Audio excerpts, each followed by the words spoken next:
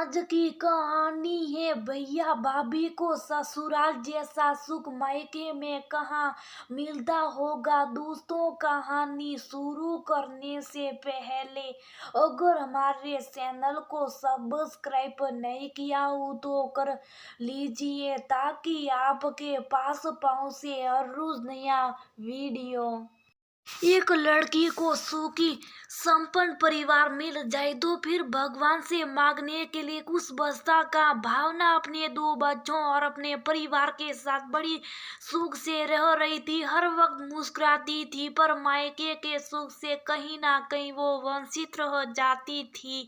रक्षाबंधन का त्योहार 2 दिन बाद था। भावना की बेटी राधा बड़ी उत्साह थी। भावना भी उसके साथ अपने बचपन के दिनों को थोड़ी देर के लिए जी लेती थी। बेटी पूछी, मम्मा आप मामा जी को राखी बांधने क्यों नहीं जाती हो?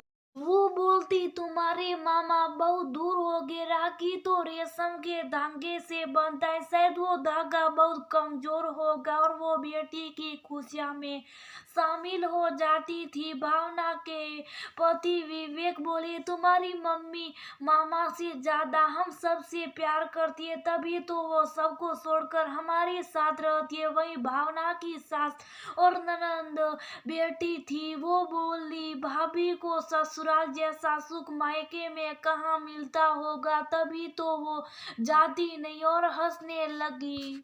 भावना मुस्कुराकर वहां से चली गई और कमरे में बैठी अपने मायके को याद करने लगी।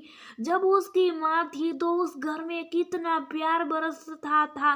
माँ के जाने के बाद सदा उसके भाई को ये लगता था कि कहीं उसके पिता अपनी संपत्ति का कुछ हिस्सा भावना को ना दे दे, जिसके कारण भावना के साथ व्यवहार अच्छा नहीं रखते थे। पिता की मृत्यु के बाद तो मानो भावना का मायके से रिश्ता है छूट गया। यह भावना अकेली बहू थी तो सब कुछ उसे संभालना पड़ता था और प्यार भी भरपूर मिलता था। जहाँ प्यार के साथ सम्मान मिले इंसान का वही अपना घर होता।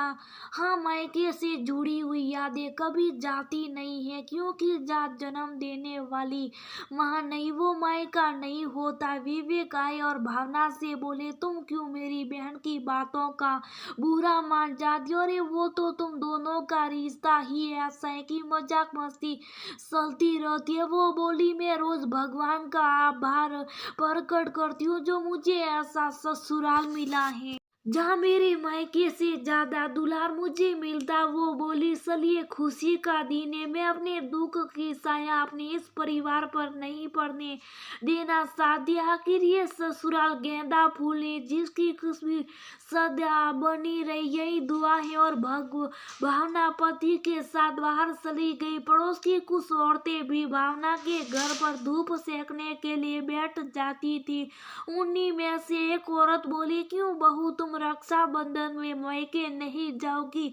भावना की ननद बोली, भाभी मेरे मायके में ही रहती हैं, कभी अपने मायके जाती नहीं है। और हंसने लगी। वो बोली, क्यों बहू मायके क्यों नहीं जाना चाहती हो? भावना बोली, क्या करूं अम्मा जी, मायके से ज्यादा प्यार आप सब मुझे करते और जन्म देने वाली माँ ही नहीं है, वो कैसा मायका? अब तो मायका और ससुराल ये दोनों आप सबसे ही हैं। अम्मा बोली, मानना पड़ेगा कमला, तुम्हारी बहू है बहुत समझदार, वरना तो आजकल की लड़कियां सुख के लिए मायके में ही पड़ी रहती। ये बात सुनकर भावना की ननद मुंह बनाकर वहां से चली गई।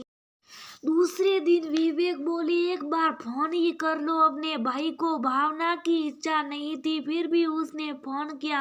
भाई ने हाल चाल पूछा पर एक बार ये नहीं कहा कि रक्षाबंधन है आ जाओ।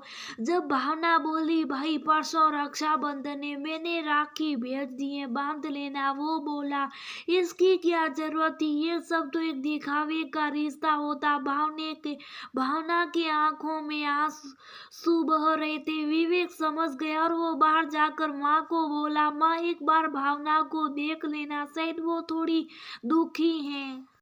भावना की सास से कोई भी बात छिपी हुई नहीं थी, वो सब जानती थी। वो आई और बोली, बहू क्यों दुखी होती हो? जब ससुराल कोई तुमने अपना घर माना है तो हर रिश्ता तुम्हें यहाँ मिल जाएगा। भाई फर्ज निभाने से बनता है, ना कि राखी बांधने से बनता। तभी भावना की ननद आई और बोली, सबका नसीब एक जैसा नहीं होता भाभी, मेरे भाई जैसा दुनिया में कोई दूसरा नहीं है।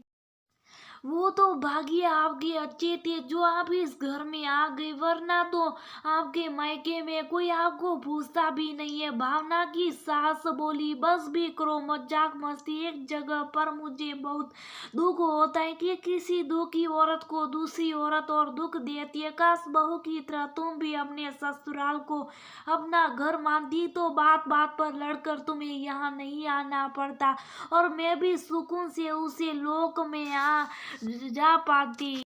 भावना की ननद को इस बात से बहुत ठेस पहुंची। वो जैसी जाने लगी, भावना उसका हाथ पकड़कर बोली, दीदी नाराज मत हो। क्या हुआ अगर मेरा मायका नहीं है तो? क्या हुआ अगर मेरा भाई और कोई बहन नहीं है? क्या आप मेरी बहन बनेगी? क्या मैं आपको राखी बांध सकती? ये बात सुनती मानो भावना की नंदन के अंदर से सारा दवेश कहीं दूर चला गया। उसने भावना को गले लगाया और बोली, बिल्कुल एक नए रिश्ते की हम शुरुआत करेंगे और संकल्प लेंगे कि इस रिश्ते में कभी भी खटाक्ष ना आए। अगर मुझसे कोई गलती हो जाए तो भाभी नहीं, बहन समझकर माफ कर देना। जहाँ ननद और भाभी ने एक नया संकल्प लिया, वही एक रिश्ते की नई शुरुआत हुई। अब मायके से ज्यादा प्यारा ससुराल हो गया है। तो इस बात को भावना की ननद भी समझ चुकी थी। रक्षाबंधन के बाद वो भी अपने ससुराल चली गई। अब हर साल भावना बड़े प्यार से अपनी ननद का इंतजार करती थी